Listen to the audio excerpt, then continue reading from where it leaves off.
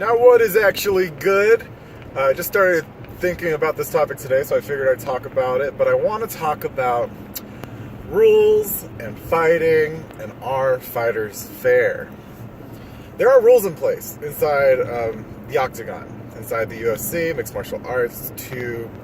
It's a brutal, deadly sport. This fighting game, but these rules kind of makes fights a little bit more ethical, a little bit more fair, and it just doesn't give a bad taste in the viewer's mouth if something catastrophic would happen. So some examples of illegal things would be no strikes to the spine, no strikes to the back of the head, no downward elbows, 12-6, even though that one's a little like, why is it illegal?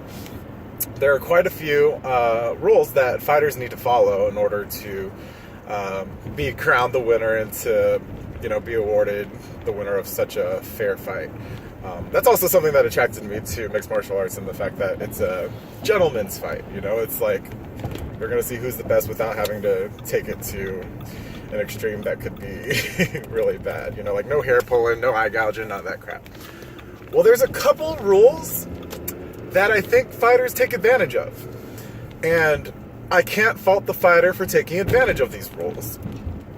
The fighters are in a fight. They are in a survivalist mind state.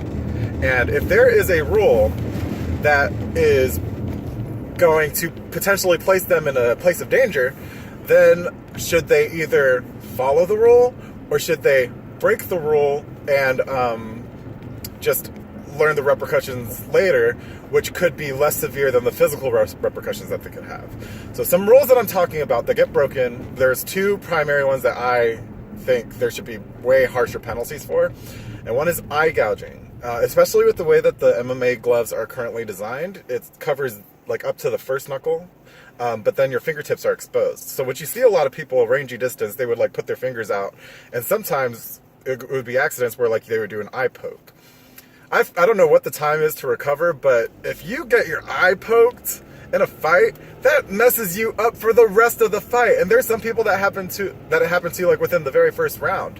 And some fighters, they're just so filled with testosterone in the moment, they just want to continue fighting when they should really allow that recovery time to happen. And I don't know, I think the recovery time should be mandated. And I also think, since this is a points-based system with how judges are scoring fights, it should be way more common whenever eye pokes happen, whether accidental or not, that the referee takes a point away from the eye poker.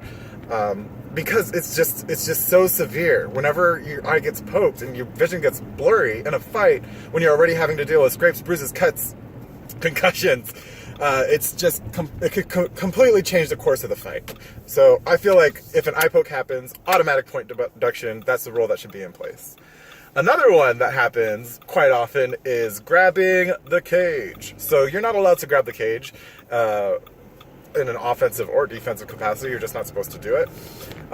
However, a lot of fighters grab the cage to prevent takedowns from happening. And there are times where referees will reset them in a similar position, but it's not the same. When you're actually there rolling with somebody and you're getting to a position organically, naturally, then that's where the real fight is. If somebody grabs onto the cage and uses that outside force to prevent somebody from taking a well-deserved takedown, the person just wasted all their energy to get that takedown done, but since the person grabbed the cage, it's not like the takedown, they weren't rewarded with the takedown that they rightfully earned. And so I feel like if somebody grabs the cage, instead of just resetting it, A, you should probably reset it, but B, you should also either place the person in a dominant position, like a more dominant position than just resetting it because of the amount of energy they exerted. And I wouldn't mind with a point deduction from there too. If you don't penalize the fighters severely, they're going to abuse the system. And that's what you have to do as a fighter. Again, it's a surviving game. You're not here to make friends. You're here to fight. And until there are more harsh penalties for consequence, or harsher consequences for broken rules such as the cage grabbing and the eye pokes, fighters are going to continue to do it.